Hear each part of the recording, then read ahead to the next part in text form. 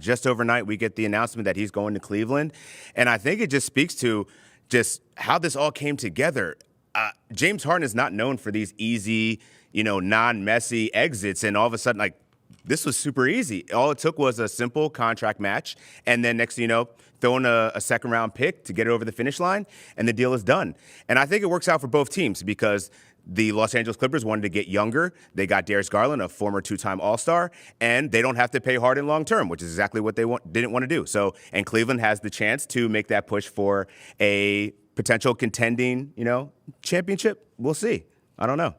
I love this for Cleveland, honestly, because you move on from Darius Garland, a guy who is undersized and is always hurt. Your best ability is your availability, and he has not been largely available. James Harden, even at 36 years old, he's available. He played 79 games last year. I think that James Harden makes the Cleveland Cavaliers a better basketball team.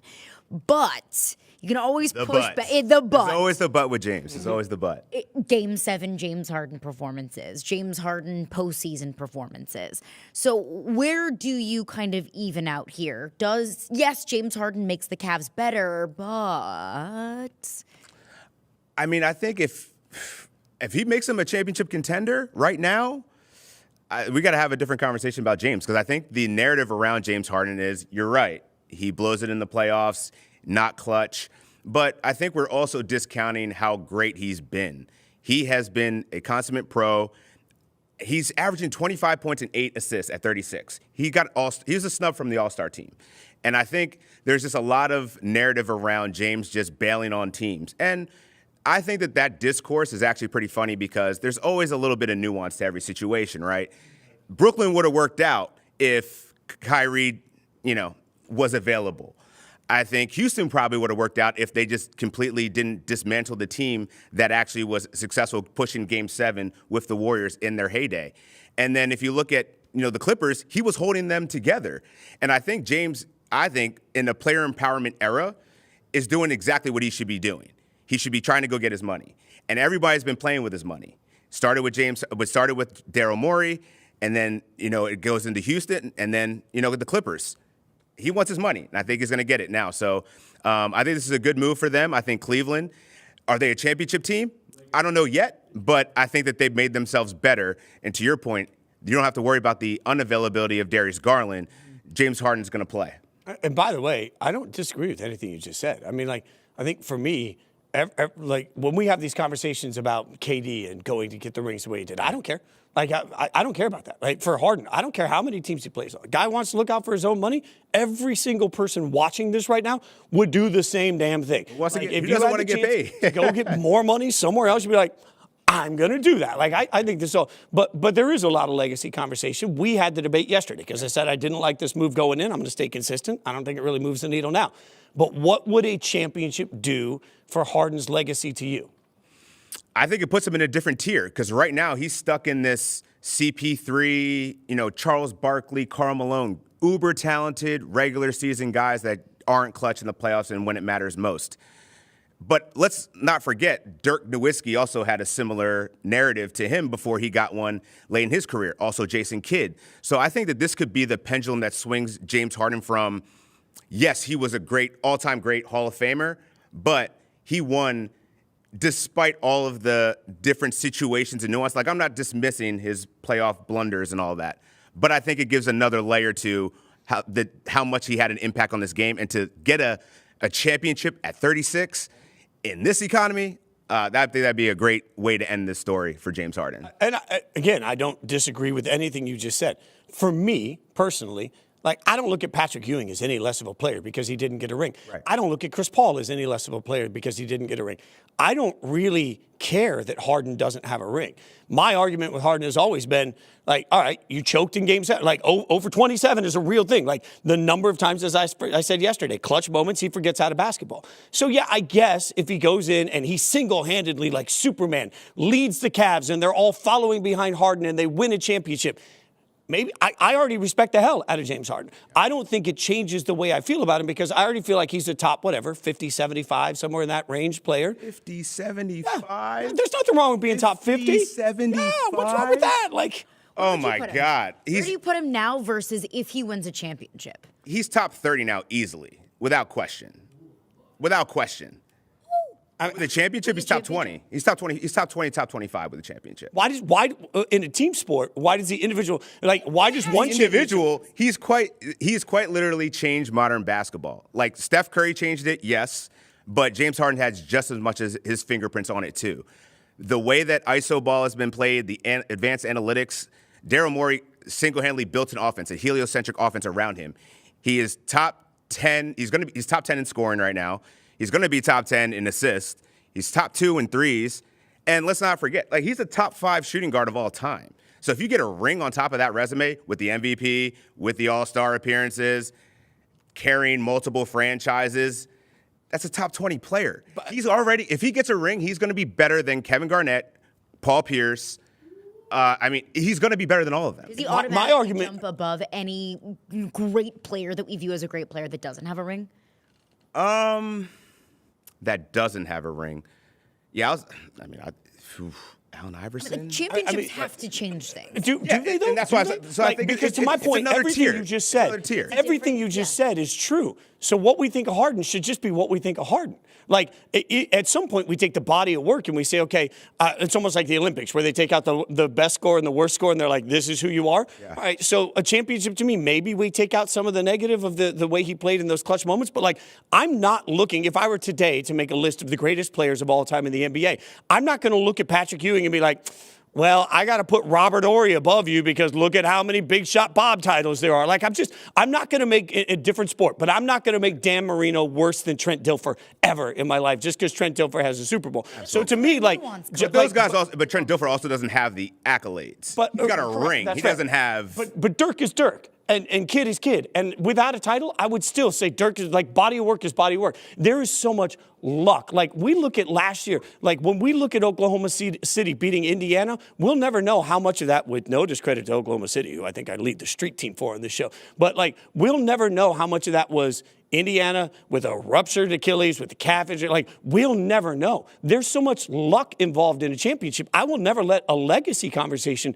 come down to whether or not somebody got lucky or not. So, let's be honest. If Harden wins a title with the Cavs, but it's really Harden's the third best player on the Cavs, First Take's going to lead the next day's show with how much credit do we really give Harden? It's just so asinine to me that we turn a body of work is a body of work. And a championship is a great thing in a team sport. But this is not Michael Phelps swimming against the rest of the world. This is a team sport. And you got to get lucky to get a chip. I'm not going to move somebody 20 spots up the greatest of all time list because they were lucky enough to have Michael Jordan as a teammate. You either think Scottie Pippen is a top player or you don't think Scottie Pippen's a top player. But I think if you're looking at offensive players all time, James Harden is 100% top 25, 30 players we've ever seen. I think that Chris Paul hamstring, he could have beaten one of the best teams of all time in the midst of that dynasty. And that's why that luck factor really plays a part. Everyone forgets that James Harden was averaging 29 points in that series,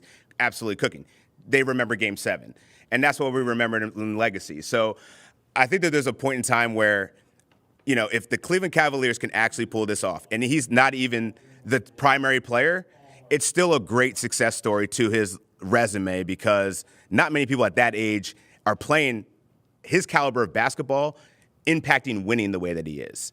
And I think that when it's all said and done, he's going to impact, I think we can say that he impacted winning more than most players that the Patrick Ewings, there's a long list of those 90s players that really I would put him a tier above because he just changed the game. And I think we could have the debate all day long, but in order for us to have that debate of where does a championship put James Harden in the greatest of all time list, he has to win one. Yeah. And while I do believe that the Cavs are closer to winning a championship with James Harden, they're still not going to be a top 3 NBA Finals championship favorite waking up today after a James Harden trade. With that being said and with that understood, how do you now power rank the East now that James Harden is in Cleveland? Cleveland was they're number 5 right now. I think that that's still a pretty safe. That's a safe place for them. With Boston, 5? Yeah. 5. If you look at New York, they're okay right now. Cat's going through it a little bit, but I still trust New York over them right now. I don't think James Cleveland, Cavs, Knicks in a playoff series right now. You're taking the Knicks. I take the Knicks. Woo! I take the Knicks because Evan Mobley's hurt right now. So, like, unless he comes back fully healthy, we got to make some assumptions here. But for right now, I'll take the Knicks. Yeah. So you got the Pistons. Then I would probably go with the Celtics, Sixers, Knicks, Cavs. In some order, move one or two a different way, but like it's pretty much those are the five. So doesn't, like, I'm sorry, I'm just that guy.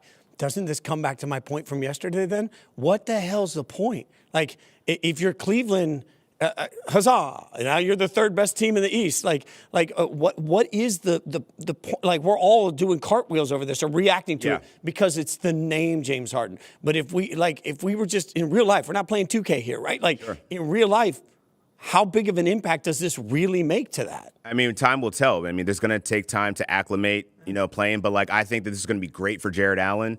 Every place that Harden goes when he has a big man, that two-man game is so critical. And when you have a playmaker of the age of Donovan Mitchell who can raise the ceiling of this team, I think this is going to be a really fun team to watch come postseason. And I think we could dispel a lot of that Harden hate because he won't have to shoulder the load. That's when Harden's at his best in the postseason. He'll win you a couple of games, and then he'll pass the rock to somebody else to go take care of the rest. And I think that team is built enough and insulated enough. If you look at the other moves that Cleveland did in acquiring Keon Ellis and the other name escapes me, but they will Schroeder. Yes, thank you.